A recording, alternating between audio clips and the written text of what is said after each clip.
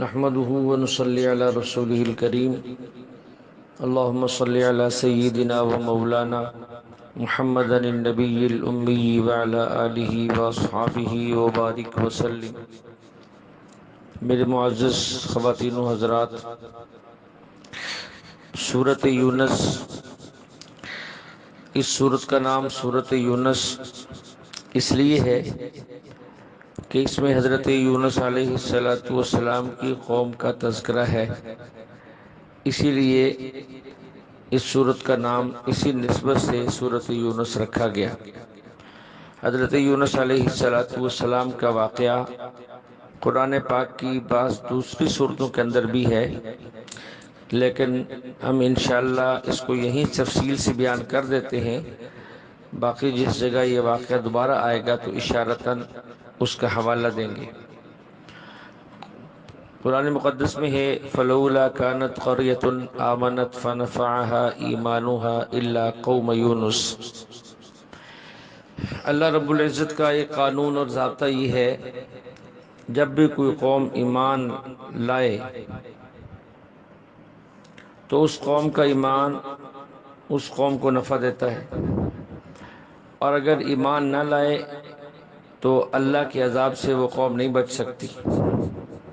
حضرت یونس علیہ السلام کی قوم وہ واحد قوم ہے جس نے اللہ کے عذاب کے آثار دیکھے، رونے لگی۔ تمام لوگوں نے صدق دل سے توبہ کی، اللہ نے ان کی توبہ قبول کر لی، اور ان کی توبہ کی برکت سے یہ قوم عذاب سے محفوظ رہی۔ اس آیت کریمہ کا صحیح مطلب اور مفہوم کیا ہے اور غلط مطلب کیا ہے جو بعض لوگوں نے بیان کر دیا ہے، دونوں کی وضاحت کر دوں گا تاکہ بات واضح ہو جائے۔ حضرت یونس علیہ السلام ملک عراق کے شہر موصل کی ایک بستی نینوا میں تھے۔ نینوا، اللہ نے ان کو وہاں نبی بنا کر بھیجا۔ اس بستی کے رہنے والوں کی تعداد 1,00,000 سے کچھ زائد تھی، جیسا کہ سورۃ الصافات کے اندر ہے وَأَرْسَلْنَاهُ إِلَىٰ مِائَةِ أَلْفٍ أَوْ يَزِيدُونَ، کہ ان کی تعداد 1,00,000 یا اس سے کچھ اوپر تھی۔ حضرت یونس علیہ السلام نے اپنی قوم کو مسلسل دعوت دی، قوم نے دعوت قبول نہ کی۔ وحی آئی کہ میرے پیغمبر ان کو بتا دو کہ اب 3 دن کے بعد تمہارے اوپر اللہ کا عذاب آنے والا ہے۔ یونس علیہ السلام نے وحی سے جو خبر ملی تھی اپنی قوم کو بتا دی کہ 3 دن کے بعد تمہارے اوپر عذاب آنے والا ہے۔ جب 3 دن گزرے، رات کے آخری حصہ میں حضرت یونس علیہ السلام اپنی بستی اور اس علاقے سے باہر چلے گئے کہ اب تو قوم پر عذاب آنا ہے۔ ان کی قوم نے دیکھا کہ عذاب کے آثار شروع ہوئے۔ عذاب نہیں شروع ہوا، عذاب کے آثار شروع ہوئے۔ کوئی آندھی کی شکل، کوئی بادل کی شکل، کوئی گرج چمک کی شکل۔ تو اس قوم کے سمجھدار بندوں نے کہا کہ یونس علیہ السلام اللہ کے نبی ہیں اور نبی کی بات غلط نہیں ہوتی، اس لیے یونس علیہ السلام کی بات کے مطابق لگتا ہے کہ عذاب آنے لگا ہے، تو جا کر دیکھو یونس علیہ السلام یہاں موجود ہیں یا نہیں۔ یہ بات کیوں کہی؟ اس لیے کہ جب اللہ جل شانہ کسی بستی پر عذاب نازل کرتے ہیں تو عذاب سے پہلے اپنے نبی کو وہاں سے چلے جانے کا حکم دیتے ہیں کہ دیکھو حضرت یونس بستی میں ہیں یا نہیں۔ تو لوگوں نے جا کر دیکھا تو معلوم ہوا کہ وہ تو بستی چھوڑ چکے ہیں، بستی میں نہیں ہیں۔ تو ان کے بڑوں نے یہ کہا کہ اس کا مطلب یہ ہے کہ اب طے ہوا ہے کہ اللہ کا عذاب آئے گا۔ اس لیے وہ بستی سے باہر نکل گئے، میدان میں جمع ہو گئے، بچے بھی، عورتیں بھی، مرد بھی، اور خوب دل سے عاجزی کے ساتھ، صدق دل کے ساتھ اللہ کے سامنے رونے لگے، معافی مانگنے لگے، تا آ کے اللہ تعالیٰ نے ان کی توبہ قبول کر لی اور عذاب ٹل گیا۔ حضرت یونس علیہ السلام تو بستی سے نکل کر باہر جنگل کی طرف چلے گئے اور وہاں جا کر انتظار کرنے لگے، لیکن دیکھا کہ عذاب نہیں آیا۔ اب یہ سوچا کہ اگر میں واپس بستی میں جاؤں گا تو قوم کہے گی کہ نبی نے جھوٹ بولا ہے، حالانکہ نبی جھوٹ نہیں بولتا، لیکن قوم یہ سمجھے گی کہ نبی نے جھوٹ بولا ہے۔ اور ان کی قوم کا دستور یہ تھا کہ جو بندہ جھوٹ بولتا ہے اس کو قتل کر دیتے تھے۔ اب یونس علیہ السلام نے دو باتیں سوچی، ایک تو یہ قوم مجھے جھوٹا سمجھے گی، اور دوسرا مجھے قتل کر دے گی۔ اب یونس علیہ السلام نے اپنی جان بچانے کے لیے یہی بہتر سمجھا کہ اس بستی کو چھوڑ کر میں کسی دوسرے علاقے میں چلا جاتا ہوں۔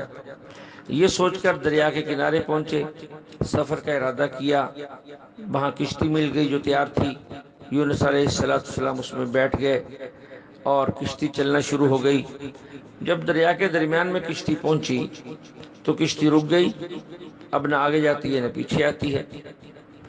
کسی نے کہا کہ یہ کشتی کیوں نہیں چلتی؟ ملا نے کہا کہ لگتا ہے ہماری کشتی میں کوئی بندہ ایسا ہے جو اپنے آقا سے دوڑا ہوا ہے، اپنے آقا سے دوڑ کر آیا ہے۔ جب بھی ہماری کشتی میں کوئی ایسا بندہ آتا ہے تو کشتی دریا میں رک جاتی ہے، وہ نہیں چلتی۔ تو حضرت یونس علیہ السلام نے فرمایا کہ وہ تو میں ہوں۔ لوگوں نے کہا یہ کیسے ہو سکتا ہے؟ یونس علیہ السلام نے فرمایا کہ نہیں، وہ میں ہوں۔ انہوں نے کہا نہیں، یہ نہیں ہو سکتا۔ بہرحال اب اس بندے کو اس کشتی سے جب تک گرائیں گے نہیں، کشتی چلے گی نہیں۔ جب تک اس کی جان کی قربانی نہ دیں گے کشتی نہیں چلے گی۔ یونس علیہ السلام نے فرمایا کہ مجھے دریا میں پھینک دو، یہ قصور میرا ہی ہے، کیونکہ خود قرآن پاک نے حضرت یونس علیہ السلام کے لیے جو الفاظ استعمال کیے ہیں، اذ ابق الی الفلک المشحون، یہ آبق جو ہے عربی زبان کا لفظ ہے، اس غلام کو کہتے ہیں جو اپنے مالک کی اجازت کے بغیر کہیں چلا جائے۔ اللہ تعالیٰ نے حضرت یونس علیہ السلام کے لیے یہ لفظ استعمال کیے کہ جس طرح مالک کی اجازت کے بغیر غلام جائے، اس طرح ہمارا نبی یونس ہماری اجازت کے بغیر گیا تھا۔ کیوں؟ انبیاء علیہ السلام کی سنت یہ ہے وہ کسی علاقے سے ہجرت تب کرتے ہیں جب اللہ تعالیٰ کا صاف طور پہ ہجرت کا حکم آئے۔ حضرت یونس علیہ السلام کو بھی ہجرت کا حکم نہیں آیا تھا کہ انہوں نے اس سے پہلے ہی ایک اندازہ لگا کر اس علاقے کو چھوڑ دیا۔ یونس علیہ السلام جیسے میں ابھی ذکر کر چکا ہوں، یہ جو وہاں سے تشریف لے گئے چلے گئے، یہ جانا گناہ نہیں تھا، کیونکہ یونس علیہ السلام کے ذہن میں اب یہ بات تھی کہ میری قوم مجھے جھوٹا سمجھے گی اور قتل کر دے گی، میرے قتل کی وجہ سے پھر ان پر عذاب آ جائے گا، کیونکہ نبی کو قتل کرنا بہت بڑا جرم ہے۔ اس لیے بہتر یہ ہے کہ میں کہیں اور چلا جاؤں۔ وحی کا انتظار نہیں کیا، بستی چھوڑ کر چلے گئے بغیر وحی کے۔ تو یہ گناہ تو نہیں تھا، لیکن نبی کی شان کے لائق بھی نہیں تھا کہ بغیر اللہ کے حکم کے چلے جائیں۔ اب کشتی والے مانتے نہیں ہیں، یہ کہہ رہے ہیں کہ میں ہوں۔ قرآن اندازی ہوئی، حضرت یونس علیہ السلام کا نام نکلا، پھر قرآن اندازی ہوئی، پھر انہی کا نام نکلا، پھر قرآن اندازی ہوئی، پھر انہی کا نام نکلا۔ فَسَاهَمَ فَكَانَ مِنَ الْمُدْحَضِينَ، تو یونس علیہ السلام نے چھلانگ لگا دی۔ اللہ نے مچھلی کو حکم دیا تھا کہ میرا نبی آ رہا ہے، اسے جو ہے محفوظ کرو۔ مچھلی نے منہ کھولا اور اپنے پیٹ میں لے لیا۔ حکم یہ تھا اس کو کھانا بھی نہیں، چبانا بھی نہیں، تو نہ مچھلی نے کھایا نہ مچھلی نے چبایا، بلکہ اسے اپنے پیٹ کے اندر محفوظ کر لیا۔ اب حضرت یونس علیہ السلام کتنا عرصہ مچھلی کے پیٹ میں رہے، روایات مختلف ہیں۔ حضرت عبداللہ بن مسعود رضی اللہ عنہ فرماتے ہیں کہ 40 دن رہے، اور وہاں پھر انہوں نے یہ تسبیح پڑھی، لا الہ الا انت سبحانک انی کنت من الظالمین، لا الہ الا انت سبحانک انی کنت من الظالمین۔ اور قرآن کہتا ہے فلولا انہ کان من المسبحین للبث فی بطنہ الی یوم یبعثون، اگر حضرت یونس علیہ السلام یہ تسبیح نہ پڑھتے تو قیامت کے دن تک اسی مچھلی کے پیٹ میں رہتے۔ اس لیے اہل علم نے لکھا ہے انسان کسی پریشانی میں مبتلا ہو تو کثرت سے آیت کریمہ لا الہ الا انت سبحانک انی کنت من الظالمین پڑھے گا، اللہ اس کو اس مصیبت سے نجات دیں گے۔ اب یونس علیہ السلام اپنے آپ کو ظالم کیوں کہہ رہے ہیں؟ حالانکہ ظالم تو نہیں تھے۔ مسئلہ یہ ہے کہ منصب نبوت کی شان کے جو لائق بات نہ ہو تو اس کو بھی بندہ اسی قسم کے الفاظ سے تعبیر کرتا ہے۔ اب دیکھیے، حالانکہ بھول جانا کوئی جرم نہیں ہوتا، لیکن بعض جگہوں پر اسے جرم کہا جاتا ہے۔ مثال کے طور پہ ہماری مساجد ہیں، مساجد کے اندر جو ہے رمضان میں نماز تراویح پڑھی جاتی ہے، اور ہمارے حفاظ کرام قاری صاحبان جو تراویح پڑھاتے ہیں، کوئی سورۃ بقرہ میں بھول جاتا ہے، کوئی سورۃ آل عمران میں بھول جاتا ہے، تو اس پر کسی کو تعجب نہیں ہوتا، کیونکہ سارے جانتے ہیں کہ سال کے بعد جو ہے وہ قرآن سنانا ہے اور اس کے اندر کمی پیشی آ جاتی ہے، کسی کو تعجب نہیں ہوتا۔ لیکن اگر حافظ صاحب سورۃ فاتحہ میں بھول جائیں تو سب کو تعجب ہوتا ہے کہ یہ سورت تو وہ ہے جو روزانہ ہر نماز کی ہر رکعت میں پڑھی جاتی ہے، اور انسان تقریباً روزانہ جو ہے وہ 50 کے قریب رکعتیں پڑھتا ہے، تو سب کو تعجب ہوتا ہے۔ تو لوگ کہتے ہیں کہ لگتا ہے آج مولوی صاحب کو کوئی ٹینشن تھی اس لیے بھول گئے۔ تو جس طرح ہمارا امام سورۃ فاتحہ بھول جائے تو تعجب ہوتا ہے، اسی طرح جب نبی کوئی ایسی بات کہے جو نبی کی شان کے لائق نہ ہو، یا ایسا کام کرے جو نبی کی شان کے لائق نہ ہو، تو نبی پھر یہ کہتا ہے کہ اللہ میں نے ظلم کیا ہے، مجھے ایسا نہیں کرنا چاہیے تھا، آپ مجھے معاف فرما دیں۔ یہ عاجزی اس لیے تاکہ اللہ تعالیٰ کے دربار سے معافی جلدی ملے۔ تو یونس علیہ السلام جو فرما رہے ہیں لا الہ الا انت سبحانک انی کنت من الظالمین، یہ یہی تھا کہ جو میں نے کیا ہے یہ اس لائق نہیں تھا، مجھے اللہ کے حکم کا صراحتاً انتظار کرنا چاہیے تھا، پھر مجھے بستی اور علاقے کو چھوڑنا چاہیے تھا۔ اور دوسری بات یہ بھی سمجھے کہ توبہ کب قبول ہوتی ہے اور کب نہیں ہوتی، وہ سمجھ۔ قوم پر عذاب کیوں نہیں آیا؟ جیسے شروع میں بتایا، ایک عام ضابطہ وہ یہ ہے کہ جب انسان جو ہے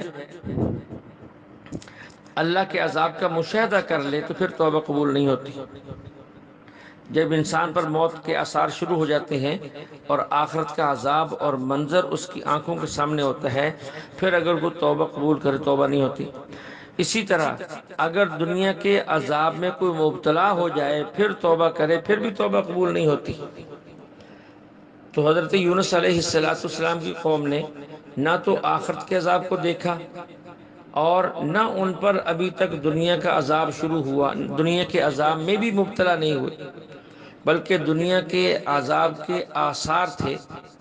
انہوں نے رو دھو کر سچے دل سے توبہ کر کے تو اللہ نے ان کو معاف کر دیا، تو اس لیے ان کی توبہ قبول ہو گئی۔ اب یونس علیہ السلام کی قوم کا عذاب کیوں ٹلا؟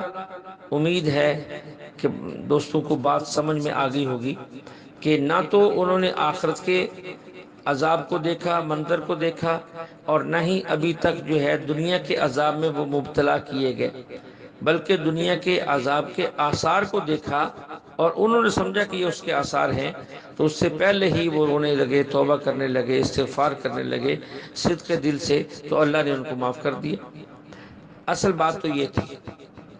لیکن مودودی صاحب کی گستاخی دیکھیں، ہمارے یہاں ہر بندہ جو 2-4 جماعتیں پڑھ لیتا ہے، کوئی پروفیسر بن جاتا ہے، کوئی میجر ریٹائر ہو جاتا ہے اور کوئی کرنل ریٹائر ہو جاتا ہے، تو ہر ایک کو شوق ہوتا ہے کہ وہ درس قرآن بھی دے اور تفسیر بھی لکھ دے، اور پھر نہ جانے وہ کیا کیا لکھتا چلا جاتا ہے۔ ایسے ہی لوگوں میں ہمارے لاہور کے ایک کالج کے پرانے پروفیسر مودودی صاحب، انہوں نے ایک تفسیر لکھی ہے، اس کا نام تفہیم القرآن رکھا ہے، جو کہ در حقیقت تفہیم القرآن نہیں ہے، تحریف قرآن ہے۔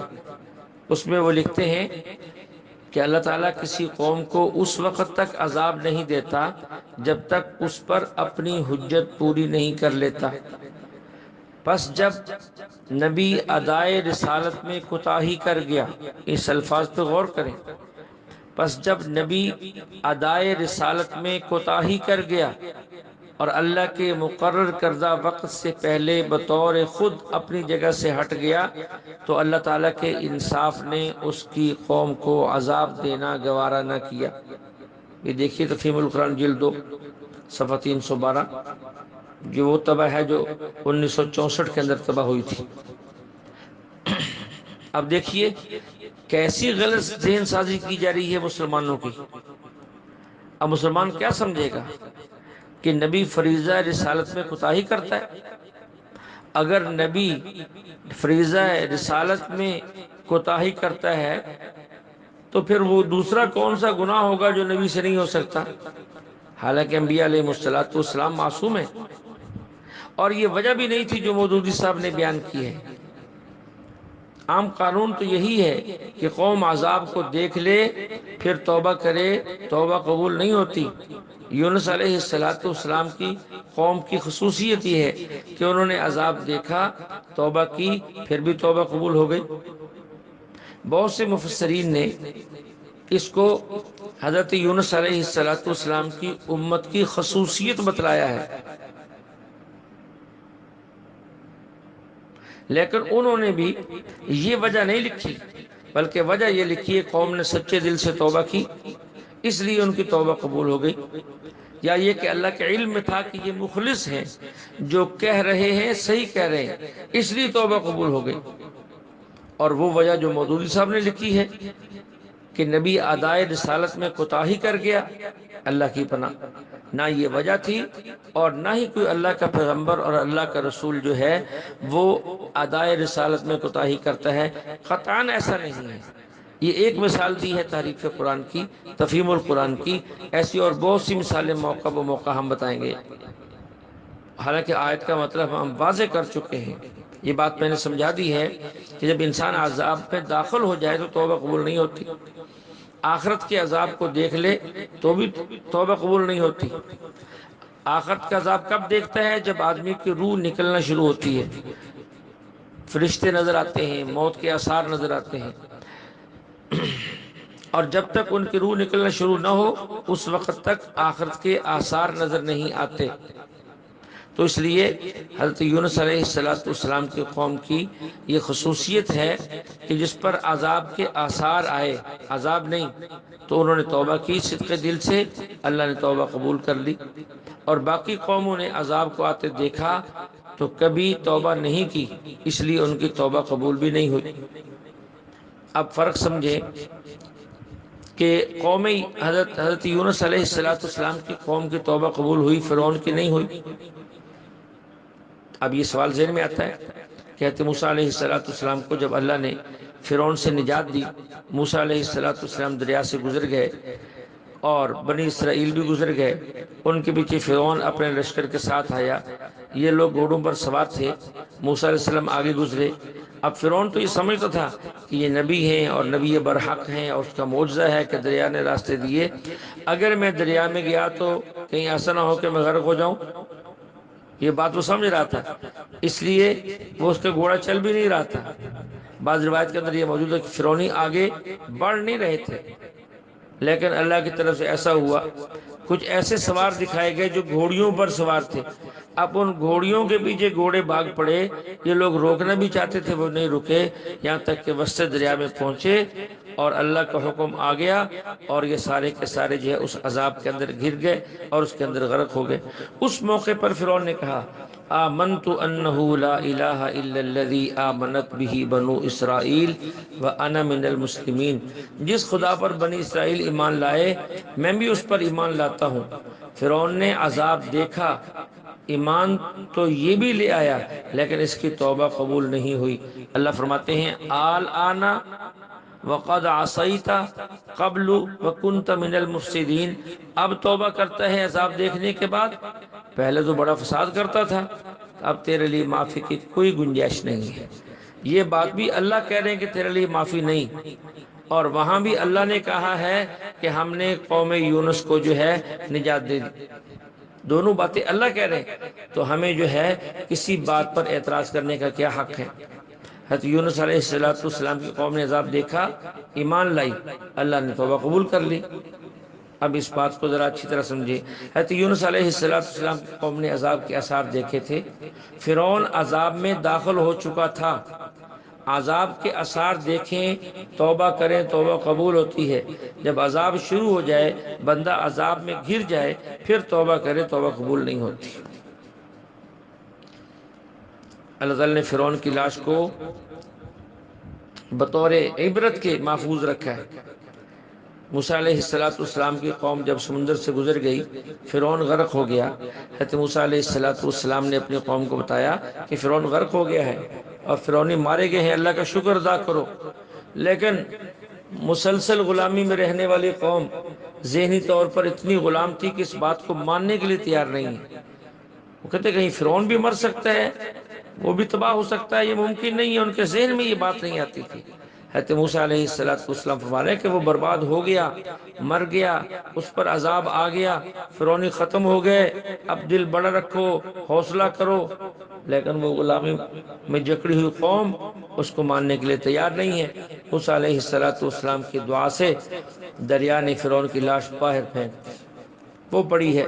اب دیکھا تو یقین آیا۔ اللہ فرماتے فَالْيَوْمَ نُنَجِّيكَ بِبَدَنِكَ لِتَكُونَ لِمَنْ خَلْفَكَ آیا، آج ہم تیرے بدن کو محفوظ رکھیں گے تاکہ بعد میں آنے والوں کے لیے عبرت بن جائے کہ یہ تھا وہ شخص جو اپنے کو سجدہ کرواتا تھا، خدا کہتا تھا، رب اعلیٰ کہتا تھا، آج یہ ہڈیوں کا ڈھانچہ پڑا ہوا ہے، نہ اس سے کوئی پوچھنے والا ہے، اور جو ہے نہ یہ ہاتھ ہلا سکتا ہے، نہ بول سکتا ہے، نہ اپنے بال سنبھال سکتا ہے، کچھ بھی نہیں کر سکتا۔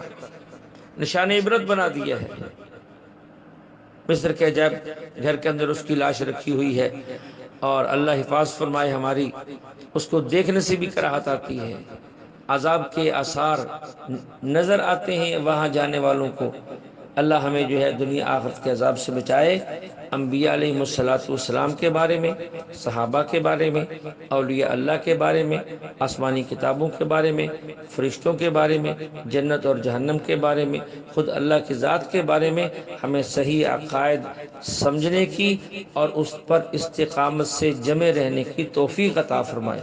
وآخر دعوانا ان الحمد للہ رب العالمین۔